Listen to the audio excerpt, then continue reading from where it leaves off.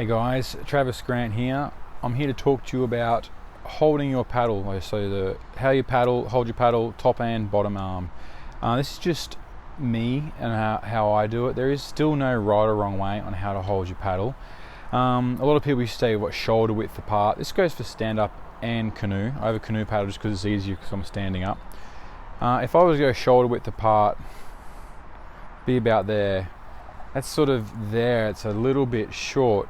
This is a 50-inch paddle. Most people in the OC1, everyone has different heights, but a lot of people get their height in their legs, yeah?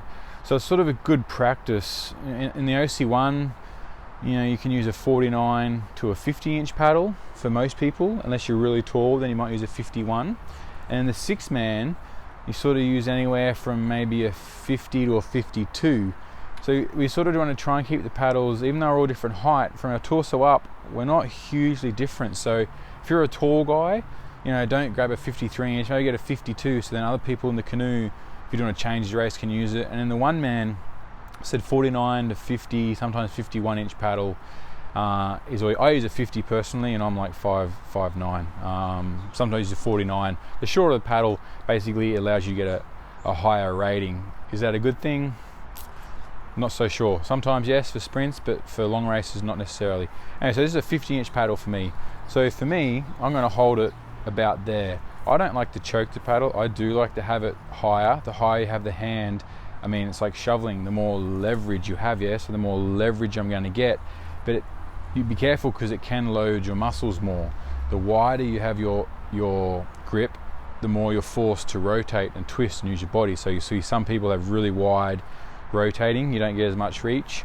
Others have really, hands closer together, you get a lot more leverage, but it can be more fatiguing and makes you use your arms a bit more because you're sort of having to crunch as opposed to twist. It's just this fine line. So what I do is I do both. If I'm on a twist, I might bring my bottom hand down and twist more. If I'm maybe speeds up or I am trying to maybe muscle a bit more, I will bring my bottom hand up. It's like gears. This can be first gear, this can be fifth gear. Anyway, I'll more talk about the top hand. So I'm basically there. I think you should be there. If you got a 49-inch paddle, 50-inch paddle, that's kind of where you hold it, and that's sort of where you are. I'm pretty wide. I am wanting to use my body with this grip. I'm not too short where I do want to bend my arms as much. Top arm. I personally, when we're paddling, you want to keep your paddle as positive.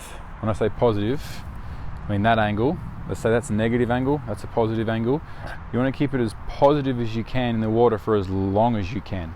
Let's look at it like that. So you want to keep the blade at that angle.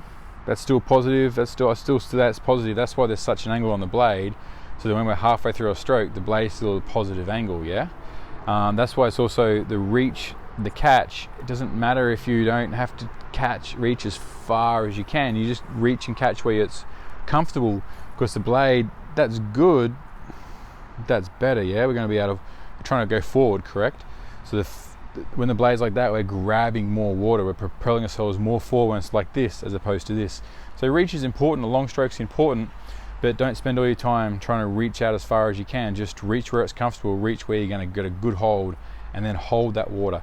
And then you want to keep the blade at that angle, this angle, as positive angle as you can. As soon as we get to here, let's just call this negative angle if we want.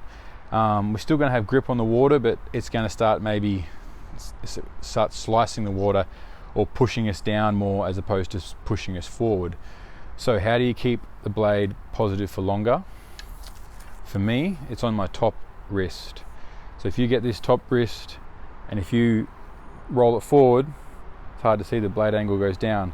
If I tilt my wrist back, see, I'm just tilting my wrist back, the blade goes forward. If I tilt it forward, the blade comes negative. So that's just a simple, when you're paddling, why not have your wrist back? So I'm trying to keep my blade as positive as I can, as long as I can. So when you reach, my wrist is back. Now I'm pushing down with this top arm.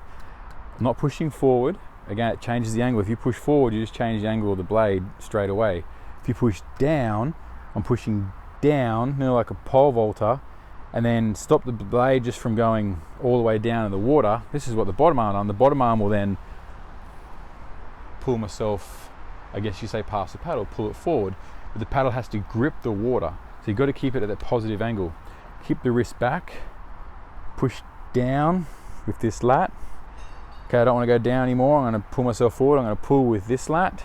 So I'm pushing down, wrist is back. I'm trying to keep that blade as positive angle as long as I can. Holding.